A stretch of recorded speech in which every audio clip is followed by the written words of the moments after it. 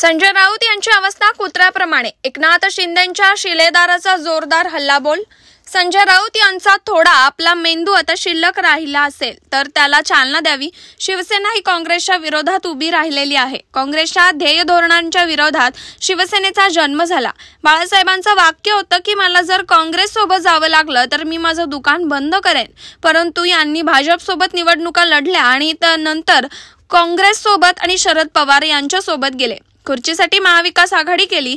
ज्याप्रमाणे दाराबाहेर कुत्र आलं तर त्याला कोण हड्डी टाकतो आणि ते हड्डी घेऊन कुत्र निघून जातं, तशी परिस्थिती संजय राऊत यांची झाली होती असं म्हणत शिंदे गटाचे नेते नरेश म्हस्के यांनी ठाकरे गटाचे खासदार संजय राऊत यांच्यावर टीका केली.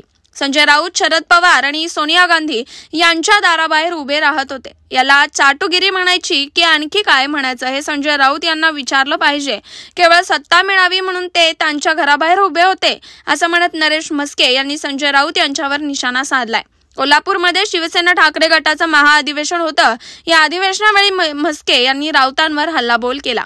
संजय राऊत यांनी थोडं तरी आपल्या जे पूर्वी जे शिवसेनेत होते, जे शिवसेना प्रमुखांचं बाळासाहेब ठाकरे यांचं नाव घेतात, त्यांनी थोडंसं आपल्याला जो मेंदू शिल्लक राहिला असेल किंवा ज्या जुन्या आठवणी जर त्या मेंदूमध्ये छोट्या मेंदूमध्ये असतील तर त्याला चालना द्यावी की शिवसेना ही काँग्रेसच्या विरोधात निर्माण झालेली संघटना आहे. काँग्रेसची ध्येय धोरणं यांच्या विरोधात उभी राहिलेली संघटना आहे. शिवसेना प्रमुख माननीय बाळासाहेब ठाकरे यांनी हिंदुत्वासाठी भारतीय जनता पार्टीशी युती केली होती. बाळासाहेबांची ही वाक्य आहेत की मला जर काँग्रेस बरोबर युती करावी लागली तर मला माझं दुकान बंद करावे लागेल. परंतु यांनी विधानसभेच्या निवडणुका भारतीय जनता पार्टी बरोबर युती लढून म्हणून लढल्या आणि नंतर काँग्रेस बरोबर शरद पवारांबरोबर की ज्यांनी आयुष्यभर शिवसेना संपवण्याकरता प्रयत्न केले त्यांच्याबरोबर खुर्चीसाठी महाआघाडी केली. शरद पवार असतील, सोनिया गांधी असतील, त्यांच्या दाराच्या बाहेर बसून राहत होते. याला चाटुगिरी बोलायची की नाही हा प्रश्न मी संजय राऊतांना विचारेन. आपण त्यांच्या उंबरठ्या बाहेर जर आपण एखादं कुत्र उभं असतं, दाराच्या बाहेर कुत्र असतं आणि त्याला आपण हड्डी टाकतो, तो लाळ गाळत असतो आणि मग त्याला आपण हड्डी टाकतो, त्यावेळी ते कुत्र हड्डी घेऊन निघून जातं. तशी परिस्थिती संजय राऊतांची झाली होती. शरद पवार साहेब, सोनिया गांधी यांच्या दरवाजाच्या बाहेर केवळ सत्ता मिळावी म्हणून हे बाहेर उभे होते.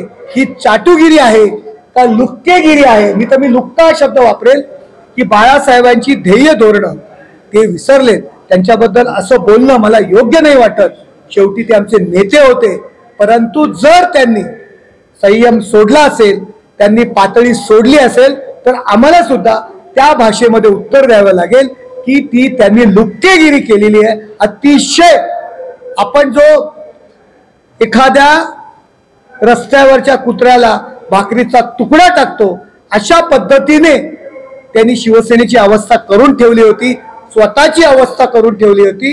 उद्धव बाळासाहेब ठाकरे यांच्याबद्दल मी असं बोलणार नाही कारण त्यांच्या नावामध्ये बाळासाहेब ठाकरे यांचं नाव आहे. त्यांचा आजही रिस्पेक्ट बाळासाहेब ठाकरे यांचा सुपुत्र आहे म्हणून मी या ठिकाणी करतो. पण संजय राऊत यांनी त्या दशेला आणि त्या दिशेला नेऊन या शिवसेनेची दशा करून ठेवलेली आहे. त्याला मी लुक्केगिरी म्हणेल. Bureau report, SBN Marathi, Kolhapur.